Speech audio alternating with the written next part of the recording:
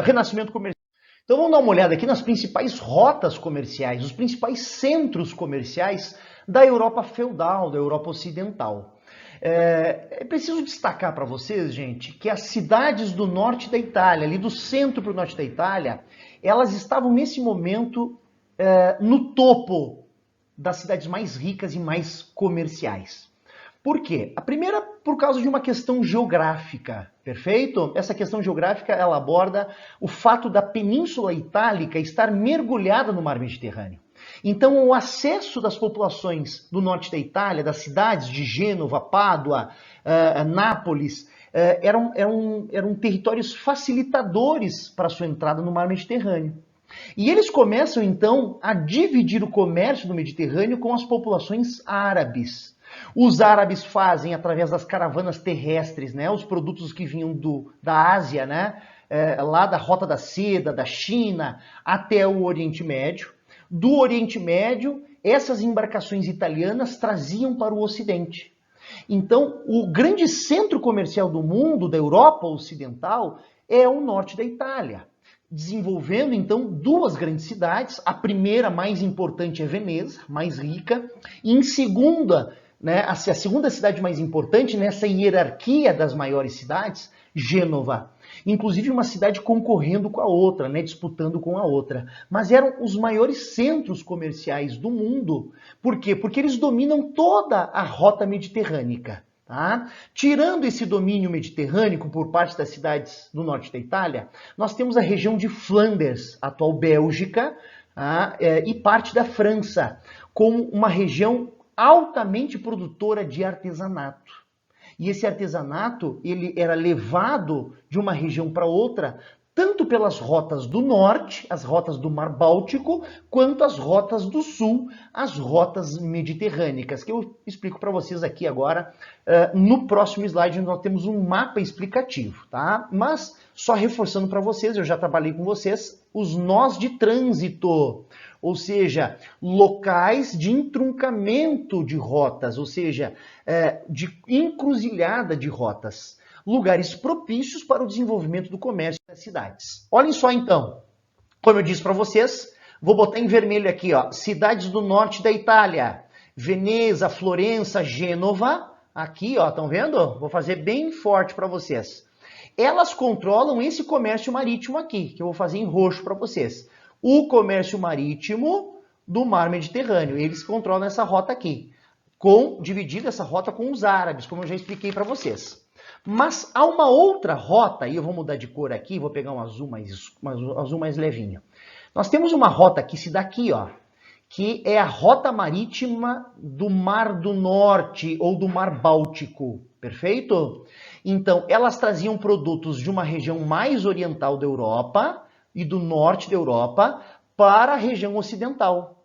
Da mesma forma, a rota mediterrânica, vou mudar de cor, ela traz produtos do Oriente para o Ocidente, perfeito? As rotas do Norte também, produtos que vêm do Oriente para o Ocidente, perfeito? Só que essas rotas comerciais do Norte e do Sul, elas são interligadas por rotas terrestres.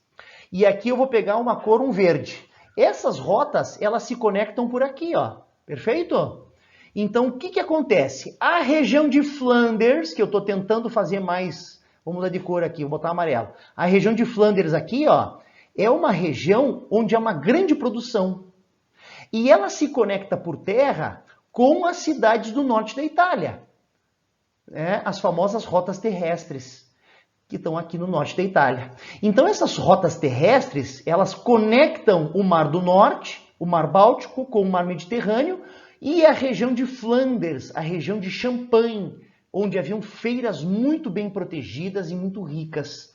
Inclusive, todos os produtos do mundo podiam ser encontrados nessas feiras de Champagne e de Flandres. Perfeito? Deu para compreender um pouco, então, as rotas? Repetindo, rota do norte, rota do Mediterrâneo, no sul, interligadas pelas rotas terrestres, basicamente conectando as cidades do norte da Itália, Gênova e Veneza, com a região produtiva de Flandres e a região das feiras de Champagne, na França. Tranquilo? Vamos lá, então. E a sociedade urbana, Rafa? Ela é uma sociedade como a medieval clássica, mais subjugada pela Igreja Católica, subjugada pela ideologia cristã? Não. As sociedades urbanas são mais livres. Tanto que nós temos aqui um conceito histórico muito famoso, onde diz: o ar da cidade torna o homem livre. O ar da cidade torna o ser humano, as populações, a sociedade mais livre, mais autônoma. Por quê? Porque os centros urbanos é um local onde se encontram pessoas de todas as regiões da Europa. Eu encontro nas feiras de champanhe, por exemplo, eu encontro italiano, eu encontro espanhol, português, alemão, eu encontro pessoas de todas as regiões. Então, essas feiras acabam sendo um ponto de confluência, de encontro de culturas, de crenças e de valores. Logo, as populações citadinas, elas circulam mais facilmente com novas ideias, elas circulam mais facilmente com novos valores, com novas crenças. Elas são mais livres, elas têm mais autonomia. Elas têm um desenvolvimento racional, né, intelectivo, científico mais aprimorado. Porque, afinal de contas, um navegador genovês, quando entra em contato com um árabe, ele vai aprender com as tecnologias de navegação do árabe. Ele vai trazer isso para a Europa, para outros navegadores europeus. Então, essas feiras, essas cidades, elas são encontro de culturas, onde se permite uma variedade cultural, onde se permite pensamentos, crenças e valores diferenciados. Logo, a cidade torna o homem livre, ou o ar da cidade torna o homem livre. Perfeito? Redução dos impostos e das cobranças sobre os servos, porque a fonte de riqueza agora não é mais o trabalho do servo, agora a fonte de riqueza é o comércio. Então nós vamos ver uma diminuição da cobrança sobre os servos, né? daquelas dependências feudais, daquelas regras feudais. Tá? As terras passam a ser arrendadas, em vez de eu ter um servo trabalhando sob um sistema feudal, né, de troca de produtos por trabalho, eu vou contratar alguém para trabalhar por um período de tempo nas minhas terras e eu vou pagar por esse serviço.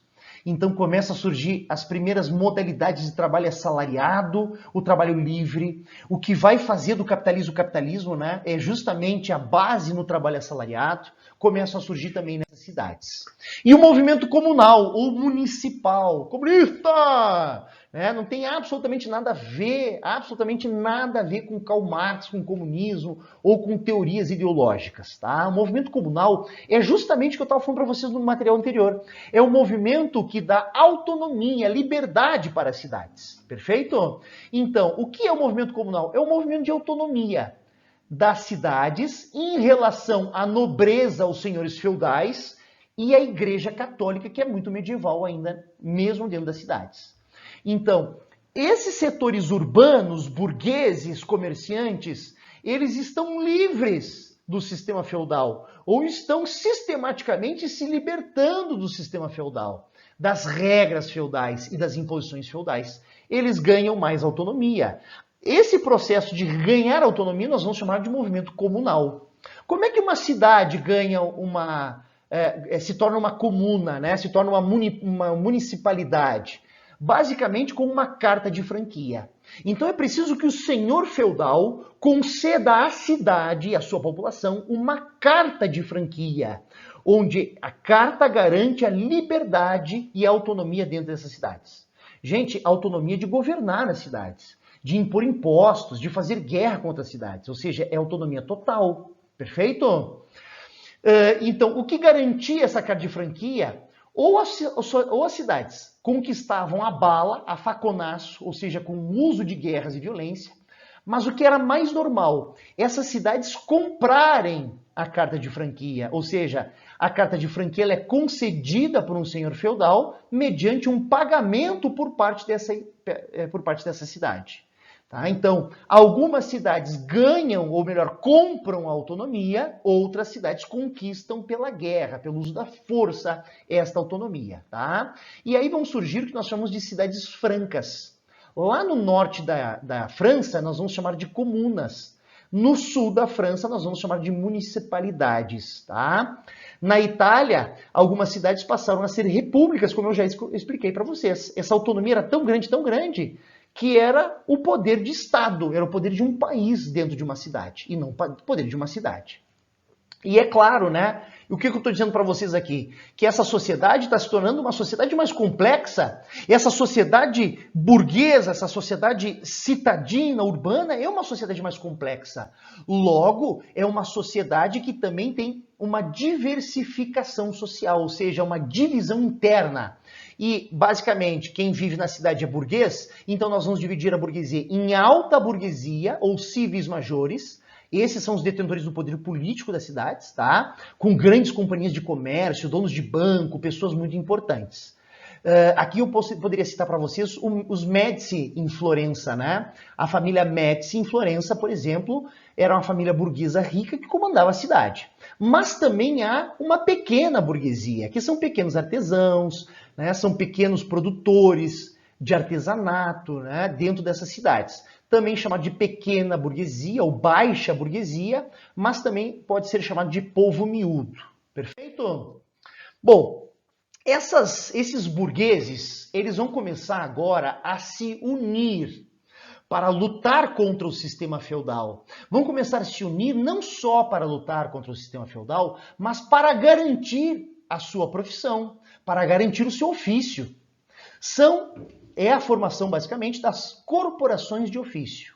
Então, por exemplo, eu tenho um grupo de burgueses que eles estão numa determinada área de produção, ou seja, são sapateiros.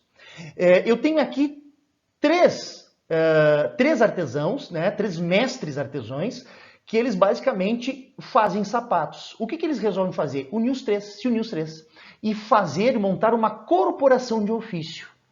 Por que eles estão fazendo isso? Para defender a classe deles, para defender a profissão deles, para defender a atividade deles, que no caso aqui é fabricar sapatos.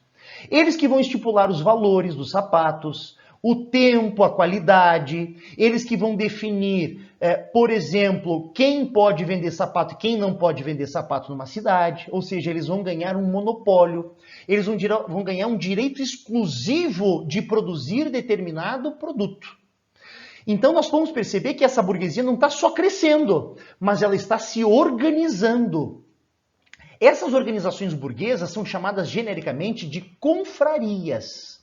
E o grande objetivo delas é defender o interesse comercial a qual elas estão inseridas, ou seja, cada setor vai defender a sua atividade. Tá? Então, os interesses comerciais das cidades e garantir o controle sobre toda a atividade comercial nas regiões europeias, ou seja, eles querem direito exclusivo de atuar sobre uma atividade, eles querem monopólio. Vou dar alguns exemplos para vocês aqui. As ligas hanseáticas são aquelas cidades lá do norte da Europa. Lembra quando eu mostrei para vocês no mapa as rotas comerciais marítimas do Mar do Norte, do Mar Báltico? Bom, haviam várias cidades ao longo desta rota marítima que nós vamos chamar de Hânsias ou ligas hanseáticas. Essas cidades se unem para poder padronizar o comércio na região, cobrando os meus impostos, né, oferecendo os meus serviços. Essa padronização é um facilitador do comércio do norte e uma forma das cidades do norte da Europa arrecadarem mais dinheiro. Então, essa organização burguesa de cidades do norte da Europa, lá do Mar Báltico, do Mar do Norte, as ligas hanseáticas. Corporações de ofício, como eu expliquei para vocês no exemplo dos sapateiros, né? Aquelas pessoas que fazem e praticam artesanato, que também se unem nas atividades a qual eles desenvolvem. As guildas, que são organizações de comerciantes, e os jornaleiros, que são organizações daquelas pessoas que prestam um serviço, ou seja, trabalham por temporada, trabalham por uma empreitada. Né? Então, eu tenho aqui no lado do meu apartamento, eu tenho um terreno baldio, eu vou contratar o Gustavo. O Gustavo vai trabalhar 3 dias no meu terreno baldio, fazendo a limpeza do terreno. Eu pago por 3 dias. Então, são diaristas, eles trabalham, é uma classe que trabalha por empreitada ou por projeto de trabalho. Tá? Esse é o início, então, da classe assalariada. Continuando, então, aqui nós podemos ver uma imagem que representa esse rico comércio do final da Idade Média, né? Nas feiras e nos burgos. Bom, Com o desenvolvimento comercial, o aumento populacional, nós vamos ver então, basicamente, o desenvolvimento das relações financeiras e monetárias.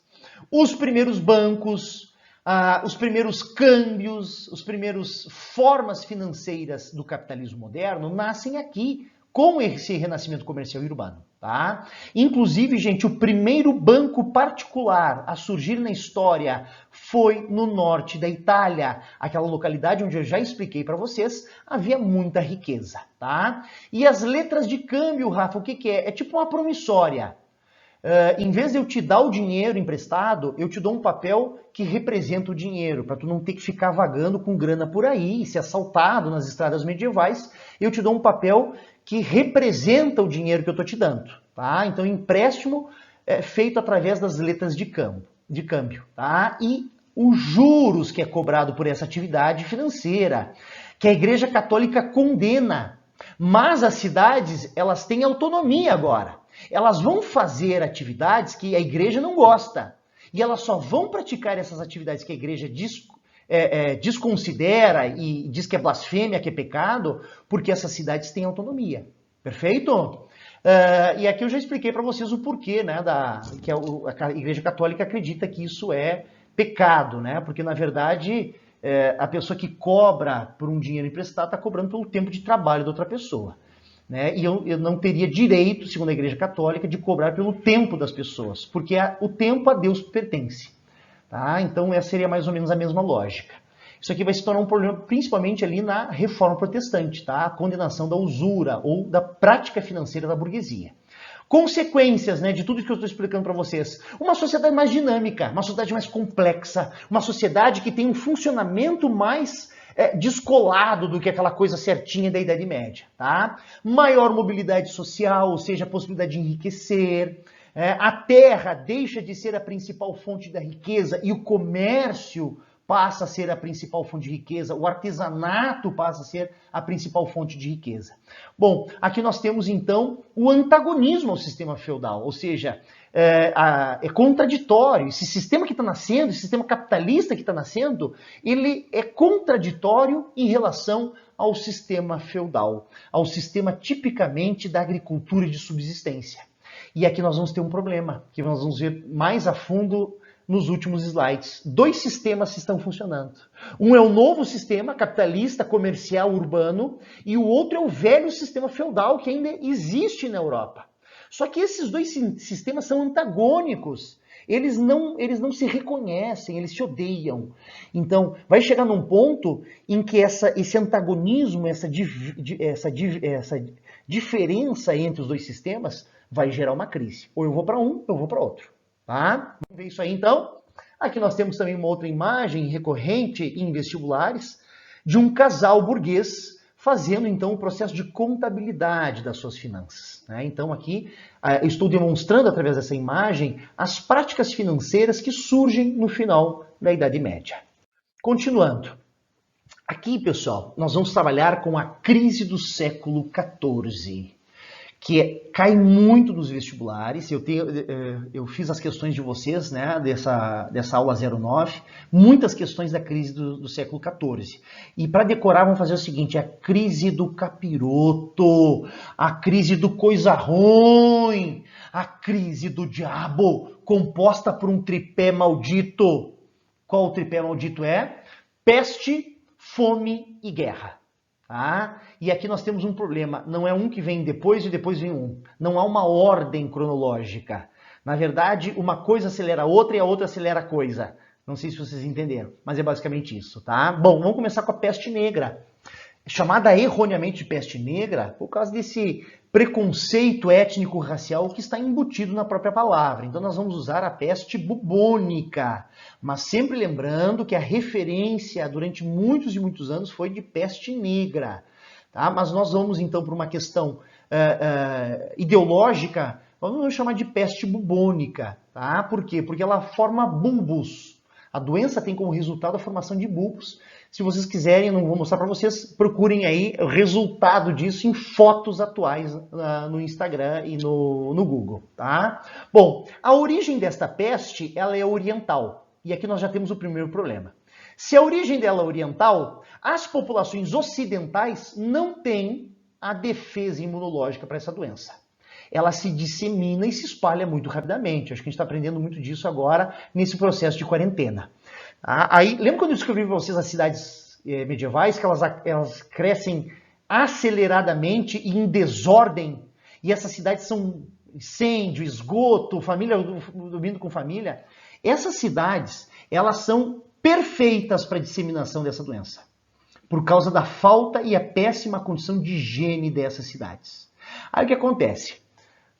O mercador de Veneza, né, pega a embarcação dele, vai lá para o Oriente para pegar os produtos dos árabes que estão trazendo em rotas terrestres as caravanas da Ásia. Ele vai lá e desembarca lá no Oriente Médio. E ele vai botar todas as mercadorias deles para dentro da embarcação. Um rato, que é um rato negro lá da região, típico da região, entra na embarcação. E esse ratinho que entrou na embarcação junto com as mercadorias, ele tem uma pulga. A pulga pica o rato, a pulga se contamina com a doença, né, do rato, e depois a pulga vai para a pessoa e pica a pessoa. E a pessoa, então, ela recebe, né, a doença. Basicamente, a doença é introduzida na pessoa pela picada da pulga. Perfeito? E aí o que acontece? Esse mercador genovês, o veneziano, ele saiu lá com embarcação cheia de produtos, os ratinhos entraram junto, né? E ele vai para Veneza. Quando ele desembarca no porto de Veneza, os produtos são descarregados e os ratos são descarregados também. E esses ratos vão direto para essas cidades que não tem higiene, que não tem planejamento. Onde as pessoas não tomam banho, onde tudo é sujo, comida para tudo que é lado, e elas acabam então, os ratinhos acabam encontrando um lugar ideal para a sua sobrevivência. Como vivia todo mundo junto, aglomerado, esse rato e essa pulga, elas se espalham rapidamente, assim como a doença. Tá? Bom, como eu disse para vocês anteriormente, não há um sistema imunológico preparado para essa doença, e essa doença vai se alastrar rapidamente pela Europa, causando aí inúmeras mortes. Nesta época não é diferente dos dias de hoje, a subnotificação das mortes, né? Então, se a subnotificação existe hoje, imagina na Idade Média, muito maior. Então, há muita variedade de números de quantos morreram. O livro de vocês, por exemplo, vai falar em 30 mil, 25 mil, 30 milhões, 25 milhões. Eu já vi dados historiográficos de 200 milhões, 70 milhões. Então, há uma variação muito grande entre a historiografia de quantos realmente morreram. Tá? Eu trouxe aqui para vocês entre 1/3 e metade da população. Aqueles mais otimistas vão falar 1/3, aqueles menos otimistas vão falar metade da população. Para nós, vestibulandos, não nos interessa entrar nessa discussão historiográfica. Aqui nos cabe perceber é que há um grande número de mortes, provocando uma crise produtiva, porque menos gente na sociedade, menos pessoas para a produção agrícola. A produção agrícola diminui.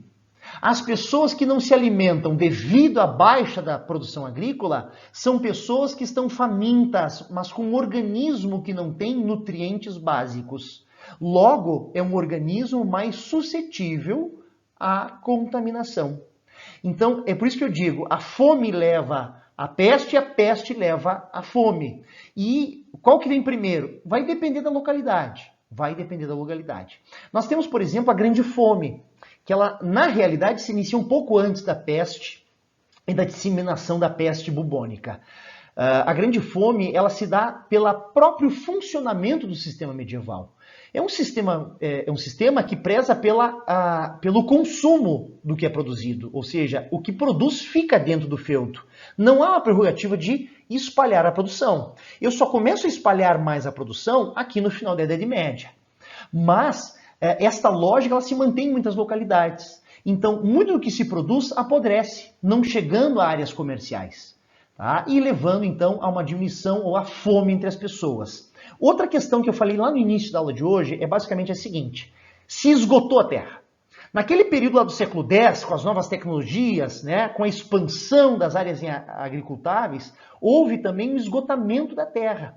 E aí a terra fica pobre, ela vai gerar menos alimentos. Ela vai fornecer menos alimentos, Muita gente, porque o período anterior foi de crescimento populacional, isso leva à fome, tá? Aqui nós podemos também incluir, gente, alguns problemas climáticos que foram vistos aí no século XIV, tá? Esses problemas climáticos, como estiagens prolongadas, chuvas prolongadas, elas também vão trazer danos à produção agrícola. E por último, né, as guerras medievais. Por quê? Porque a peste e a fome trouxeram crise de falta de dinheiro. Como é que eu posso suprir essa crise assaltando o vizinho? Então começa uma série de guerras e conflitos na tentativa dos senhores feudais de suprir as necessidades e acabar com, basicamente acabando com a falta de recursos. Tá? A mais importante dessas guerras é a Guerra dos 100 Anos, que envolve França e Inglaterra, que estão nesse período disputando a região de Flandres. Então, essa é um resultado da crise do século XIV, né? A luta com mecanismos de suprir necessidades. Outras guerras que ocorreram foram as revoltas regionais, as revoltas urbanas, as revoltas camponesas, que é basicamente a sociedade dizendo chega de Idade Média, chega de sistema feudal, esse sistema já está indo à falência, tá? Esse sistema não se sustenta mais. Vamos então? Aqui nós temos então algumas imagens, né? Como eu disse para vocês, os bulbos que formam no corpo inteiro, né? A peste bubônica. Aqui nós temos um fator bem interessante. Seguidos os alunos me vêm com uma questão: professor, está dizendo que os judeus foram perseguidos. Sim, no século XIV, os judeus foram responsabilizados pela ira divina, pela ira de Deus. Então a peste foi por causa da infidelidade religiosa dos judeus. Então os judeus passam a ser perseguidos, né, sistematicamente perseguidos e exterminados pelas sociedades europeias. Tá? Então é tipo um holocausto fora da idade contemporânea, né? Seria um Hitler fora do tempo. E muitos acreditavam que essas doenças eram tipo a manifestação da ira divina. Era a manifestação da condenação divina. Então eu não podia curar essas pessoas, eu não podia tratar essas pessoas, porque senão eu estaria contradizendo Deus. Então muitas dessas pessoas eram jogadas, eram largadas em grandes cidades, só sendo enterradas posteriormente em grandes valas, para não provocar ainda maior disseminação dessas doenças. Tá? Aqui nós temos, por exemplo, a máscara que os médicos utilizavam para tratar aqueles, né, que em certas regiões eram tratados, né? Alguns médicos que usavam da racionalidade e não da religiosidade e viam a possibilidade então de curar ou de resolver essa enfermidade.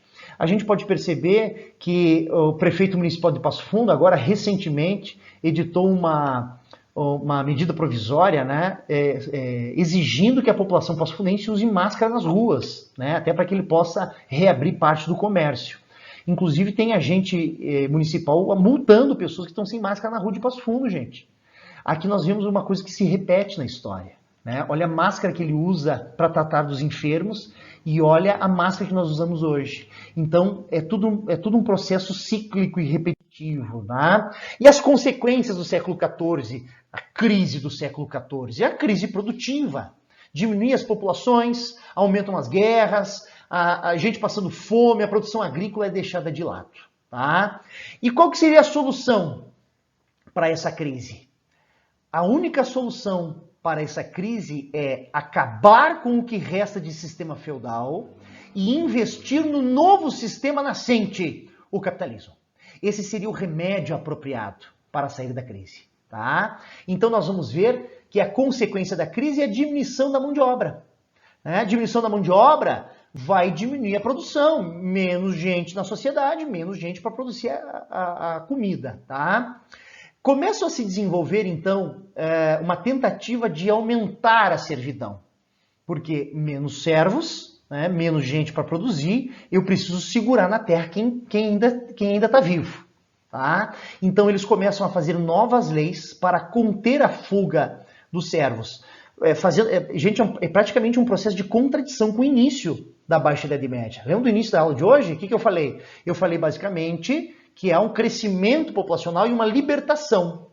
Agora não, agora uma diminuição da população e um aprisionamento dos que restam vivos na Terra. tá? A Igreja Católica se posicionou contra esse processo, porque é um processo cruel, né, de recrudescimento da servidão, né, de reestabelecimento da servidão. Aqui nós vamos ver um processo em algumas regiões da Europa, principalmente lá na Rússia, né, que nós chamamos de segunda servidão, ou reaparecimento da escravidão, como forma de aprisionar aqueles que restam na sociedade, produzindo na terra. Aumento de impostos como forma de aprisionar essas pessoas nas terras, e isso vai levar a uma série de revoltas populares, né? Então esse recrudescimento, esse reaparecimento da servidão vai vir junto com as revoltas das populações urbanas e campesinas. Vamos dar uma olhada então.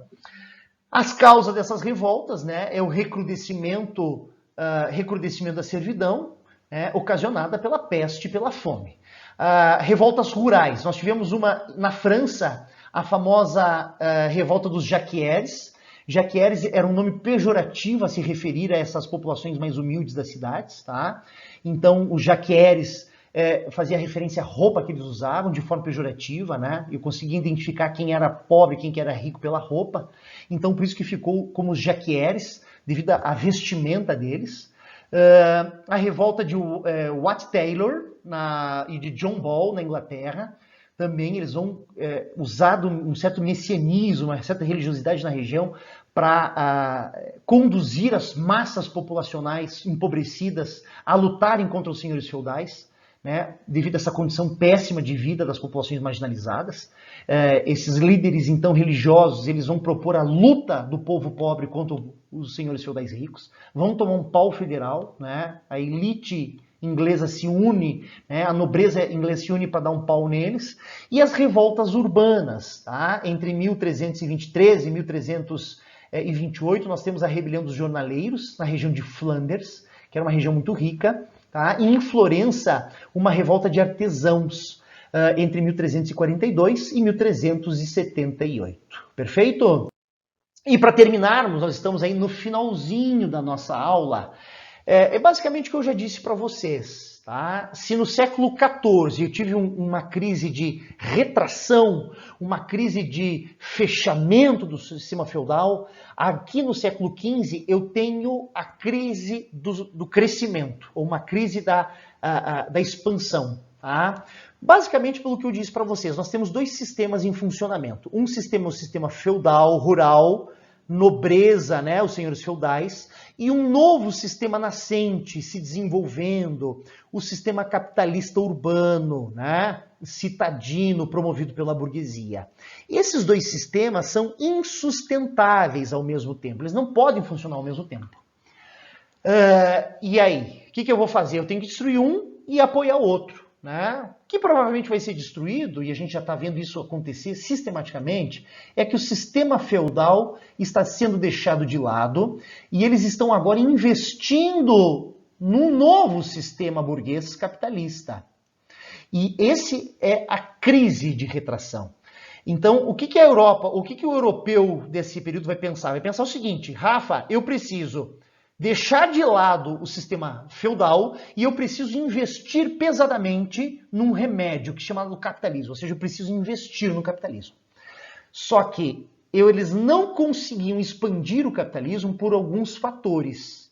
Esses fatores são os fatores que levam à crise do século XV. São fatores que impedem a expansão do capitalismo, são fatores que impedem o desenvolvimento do capitalismo. E esses fatores que impedem o sistema capitalista e seu desenvolvimento são tidos como crise do crescimento. Tá? Então, o comércio internacional, o grande propulsor do capitalismo, né, desenvolvido lá pelas cidades do norte da Itália, Mar do Norte, rotas mediterrânicas, rotas terrestres. Bom, esse comércio internacional era muito caro, muito caro, muito caro.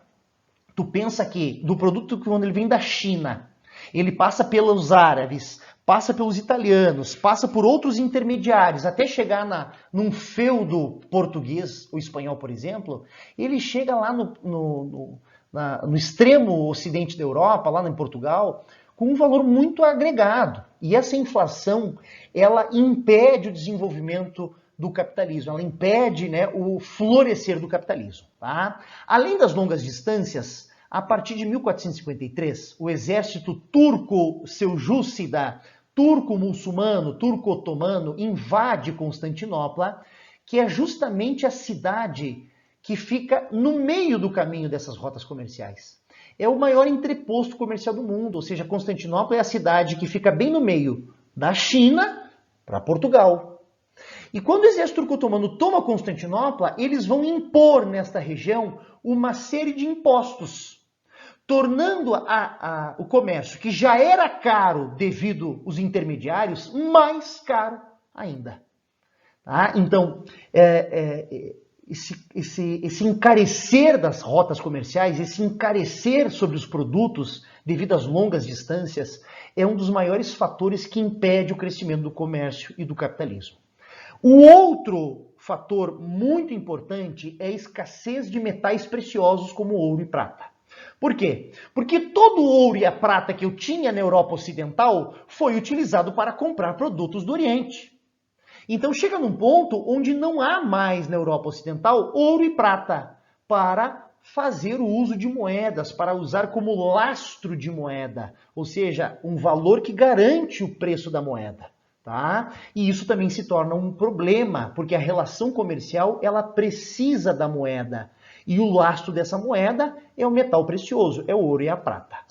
Bom, e a solução, Rafa, para isso? Vamos ter que fazer grandes navegações.